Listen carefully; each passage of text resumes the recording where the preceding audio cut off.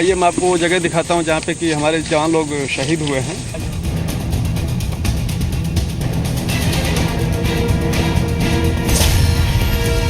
गांव वालों के शील्ड बना करके उनके भेष में आकर के हमारे जवानों की उन्होंने धोखे से हत्या की है। यहाँ पे हमारे जवान लड़ते हुए शहीद हुए हैं। हमारे जवान ने हाथ रोका है तो पीछे से फिर उन्होंने धोखे से मारा है गोली से। ये बोतल पानी की है, हमारे एक सिपाही की है। हाँ, गोली के निशान है, आप देख सकते हैं। हमारे जवानों के पास AK-47 और इंसास राइफलें थीं। IED लगे तीरों का इस्तेमाल किया है।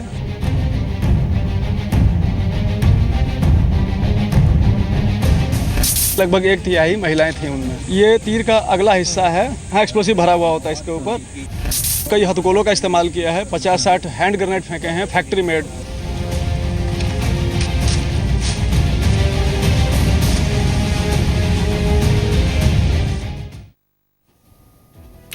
तो सुकमा में कल हुआ था नक्सली हमला और इस नक्सली हमले में 25 जवान शहीद हो गए।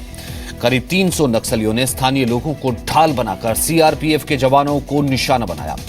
जी मीडिया संवाददाता संदीप त्रिपाठी ग्राउंड जीरो से रिपोर्ट हमें भेज रहे हैं और विजुअल्स सुकमा से आपके सामने आ रहे हैं। उन्हें देखकर समझा जा सकता है कि आखिर किस तरह से नक्सलियों ने हमले की पूरी प्लानिंग की और उसे अंजाम दिया।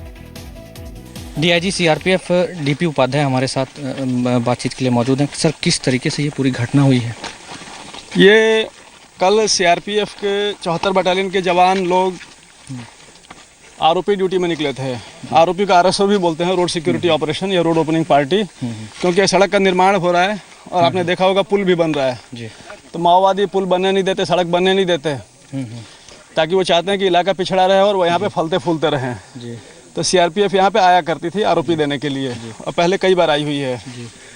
तो उन्होंने यहाँ पे एम्बुश लगाया था और जब कल पार्टी चली है तो पार्टी तो समय पे चल पड़ी थी कैंप से।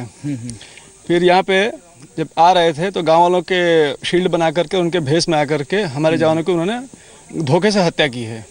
कितनी कैजुअलिटीज हुई हैं टोटल इसमें? 25 जी। और आपके जो ट्रुप में जवान थे वो कितने थे? ट्रुप्स में जवान यहाँ पे 36 थे और दूसरी तरफ रोड पे 8 थे और उसके उस तरफ करीब 38 के करीब थे। एक आध कोई स्पॉट आप बताएंगे जहाँ पे कैजुअलिटी हुई है जवान? हाँ, ये जी। और ये जो जवान थे सर, अच्छा ये देख सकते हैं आप। हाँ जी। यहाँ पे हमारे जवान लड़ते हुए शहीद हुए हैं। ये वो कैजुअलिटी वाली जो जगह है जहाँ पे जवानों ने पोजीशन लेने की कोशिश की थी। हालांकि ऐसा बोला जाए, शायद मैं सही हूँ सर, इस जगह पे अब मारना आसान नहीं होता है गोली, लेकिन फिर कैसे हुआ ये पॉसिबल? ये मारना बहुत मुश्किल है। वो गाँव वालों के सामने लाए हैं और उसके बाद जब हमारे जवान ने हाथ रोका है तो पीछे से फिर उन्होंने धोखे से मारा है गोली से जी। कितने लोग यहाँ पे मौजूद थे? यहाँ पे 3 या 4 लोग थे जी। यहाँ पे थे, इसी स्पॉट पे नहीं थे, वो फैले हुए थे। आप देखें कंदरा है ये बोतल किस चीज़ की है? ये बोतल पानी की है, हमारे एक सिपाही की है जो कि शहीद हुए। हाँ, गोली के निशान है, आप देख सकते हैं। इधर है, इधर है। जवानों के पास कौन से हथियार थे? हमारे जवानों के पास AK-47 और इंसास राइफलें थीं। और जो वहाँ से जो हथियार चली है माओवादी की तरफ से, वो किस हाईटेक हथियार थे? उनके पास भी कमोबेश हमारे जवानों के हथियार जैसे ही हथियार थे। उनके पास AK-47, इंसास, LMG और SLR राइफलें थीं। इसके अलावा उन्होंने हथगोलों का इस्तेमाल किया है, IED लगे तीरों का इस्तेमाल किया है, देसी बम का भी में भी जो IED लगे तीरे जो उसका भी प्रयोग किया उन लोगों ने हमारे जवानों के ऊपर जी। और उसमें महिलाओं की संख्या भी बताई जा रही थी जी। महिलाओं की भी संख्या थी, लेकिन निश्चित तौर पर नहीं कह सकते कि कितनी थी, लेकिन अंदाजा है कि लगभग 1/3 महिलाएं थी उनमें। यहाँ पे आप देख सकते हैं 2 जवानों ने यहाँ पे पोजीशन ली थी और वो ये उनके खून यहाँ पे पड़े हैं। ये जरूर बोला जा रहा है कि ये बहुत ही सेफ पोजीशन होती है जवानों के लिए, लेकिन फिर भी जिस तरीके से नक्सलियों ने मार गिराया उनको, तो इससे से साफ जाहिर है, जैसा कि ये बता रहे हैं कि कई लोग इसमें ग्रामीणों के वेश में आए थे और उसी में जवान जो है वो धोखा खाए हैं। देखिए, उन्होंने जो तीर का इस्तेमाल किया जिसमें IED लगी है वो होती है, उसका ये हिस्सा है जी। ये तीर का अगला हिस्सा है। ये इसके पीछे ऐसे डंडी लगती है, इसके आगे एक बल्ब नुमा निकला होता है। ये ज़मीन पर गिरने के बाद फटता है, तो फटा हुआ है। इसका तीर टूट करके पीछे से लकड़ी का हिस्सा अलग हो गया है। ये लगभग इस प्रकार का होता है जी। ऐसे जाता है। इसमें एक्सप्लोसिव रहता है? हाँ, एक्सप्लोसिव भरा हुआ होता है इसके ऊपर और आगे परकशन कैप होती है। वो ज़मीन पे जब गिरता है तो फिर वो ठोकर मार के फटता है। ऐसे कितने एक्सप्लोसिव उन्होंने दागे हैं? इसमें उन्होंने कम से कम मेरा अंदाजा तीर ही अकेले 100 से ऊपर दागे हैं। साथ में कई हथगोलों का इस्तेमाल किया है, 50-60 हैंड ग्रेनेड फेंके हैं फैक्ट्री मेड वाले। कितने नक्सलियों की संख्या रही होगी टोटल? अंदाजा है कि उनकी संख्या 150 से 200 के बीच में थी। ग्रामीण भी उनके साथ थे, उनकी संख्या अलग? ग्रामीणों की संख्या अलग थी।